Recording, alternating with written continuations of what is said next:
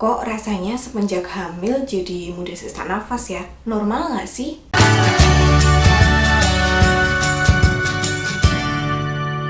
Selamat datang di Kriwil Life, ngobrolin kesehatan bareng aku, Bidan Oni. Hari ini kita akan cerita-cerita soal sesak nafas dalam kehamilan.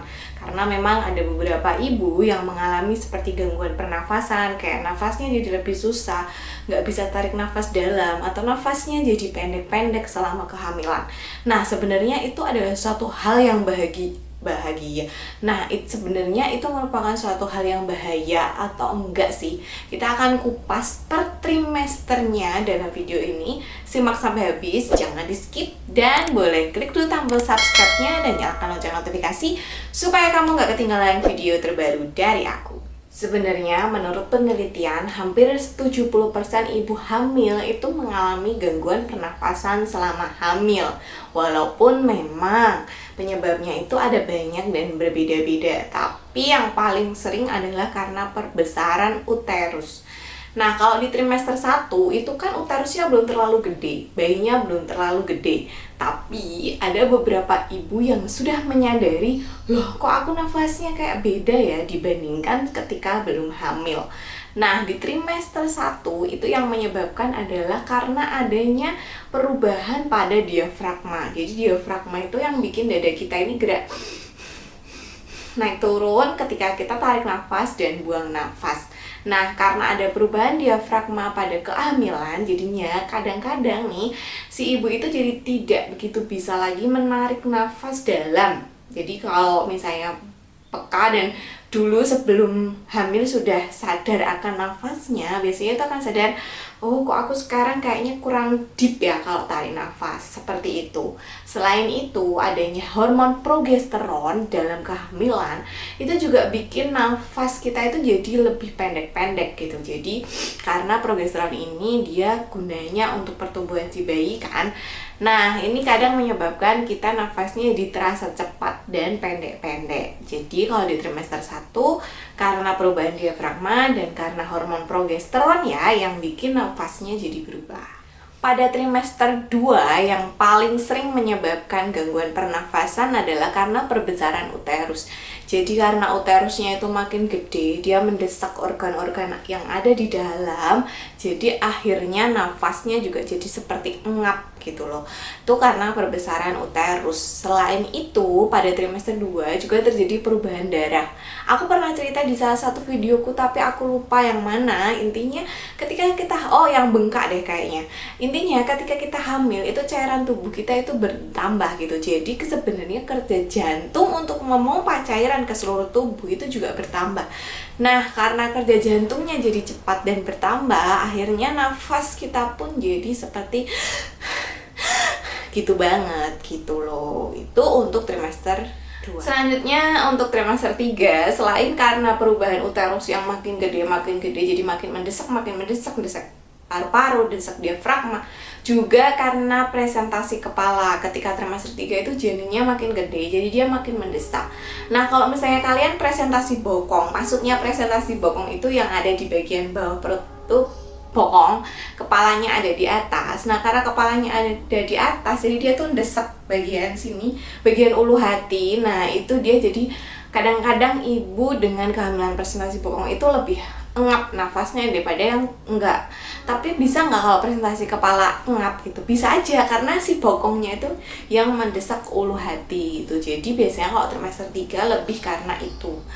Nah, walaupun sebenarnya sesak nafas dalam kehamilan itu adalah suatu hal yang normal karena kondisi yang aku sebutkan di atas, ada beberapa kondisi yang dimana kamu harus periksa kalau kamu mengalami hal ini. Yang pertama adalah kalau misalnya nafasnya itu terasa sakit, terasa nyeri setiap kamu nafas, kamu terasa nyeri, dan nyerinya itu semakin lama semakin parah. Terus kalau misalnya kamu menemukan tanganmu itu kebiru-biruan, bibirnya biru, karena itu artinya kamu oksigennya kurang lancar, kekurangan oksigen ya. Terus apabila kamu merasakan gerakan janinmu kurang, karena bisa aja itu akibat dari nafasmu itu jadi oksigen ke janinnya berkurang, terus rasanya jantung kamu berdebar-debar, itu juga salah satu tanda bahaya. Tanda bahaya yang lainnya adalah apabila nafasmu itu pendek dan itu semakin lama kok semakin itu bahkan diiringi bunyi ngik-ngik. Nah, itu kamu harus segera periksa. Ada beberapa kondisi yang bisa memperparah keadaan sesak nafas dalam kehamilan, seperti misalnya asma, terus pneumonia, terus sakit jantung kalau misalnya sebelumnya punya sakit jantung, atau kalau misalnya kamu terpapar COVID-19 ya yang baru-baru ini. Jadi sebaiknya perhatikan tanda bahayanya. Kalau ada tanda bahaya atau kamu punya penyakit yang aku sebutkan di atas, kalau misalnya sesak nafasnya terlalu mengganggu, sebaiknya kamu periksa.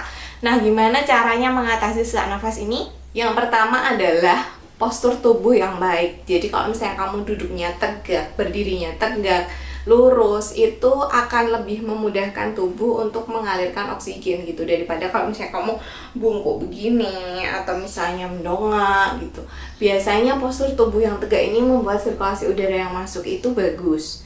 Postur pada saat tidur itu juga penting. Jadi kalau ibu hamil jangan tidur terlentang, karena itu akan membuat kamu semakin sesak, karena uterusmu akan semakin mendesak diafragma.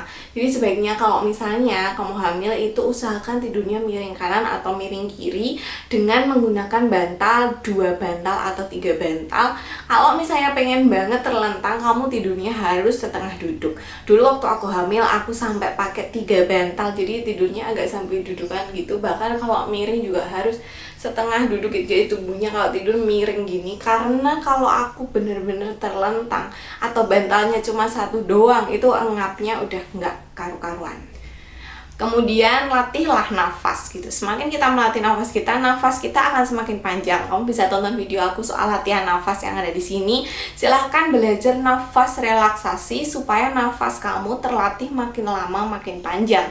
Ini nggak bisa terjadi dalam semalam. Misalnya sekarang kamu latihan nafas, besok udah langsung nafasnya panjang. Tapi butuh proses waktu yang agak lama. Makanya kamu bisa latihan dari sekarang. Dan yang terakhir adalah perhatikan tubuhmu. Kalau misalnya kamu naik tangga cepet-cepet kok ngap, yaudah naiknya pelan-pelan. Misalnya jalan kaki terlalu lama atau terlalu sering atau terlalu jauh kamu ngap, ya wes jalannya pelan-pelan. Jadi agak di slow down tubuhnya.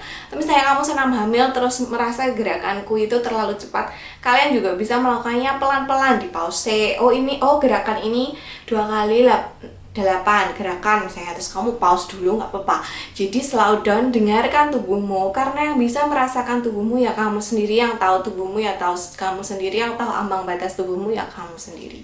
Segitu dulu cerita-cerita tentang sesak nafas. Jadi sesak nafas itu sebabnya ada beberapa ya pada kehamilan, dan bukan selalu berarti kamu pasti positif corona atau kamu pasti asma, walaupun memang penyakit-penyakit itu bisa memperparah keadaan. Segera periksa kalau kamu menemukan tanda bahaya seperti yang aku sebutkan tadi. Kamu bisa share video ini sebanyak-banyaknya supaya semakin banyak orang yang tahu. Kamu bisa klik tombol subscribe dan nyalakan lonceng notifikasi supaya nggak ketinggalan video terbaru dari aku. Silahkan tinggalkan pertanyaan di kolom komentar dan follow aku di Instagram @bidankriwil. Sampai jumpa di video selanjutnya. Bye.